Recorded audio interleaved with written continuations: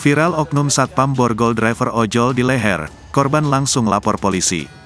Sebuah video memperlihatkan seorang driver ojol mendapatkan perlakuan tak menyenangkan dari oknum pengamanan yang bekerja di sebuah rumah makan di daerah Karanganyar 1, Banjarbaru, Kalimantan Selatan. Video yang beredar luas di masyarakat itu menjadi viral di media sosial. Dalam video tersebut memperlihatkan seorang ojol diborgol oleh seorang satpam pria Parubaya. Dari percakapan yang terdapat di video, ojol tersebut mengaku hanya menerima orderan dari seseorang yang belum diketahui. Si ojol pun bahkan menyebutkan nomor HP pengorder namun tak digubris oleh pria tersebut.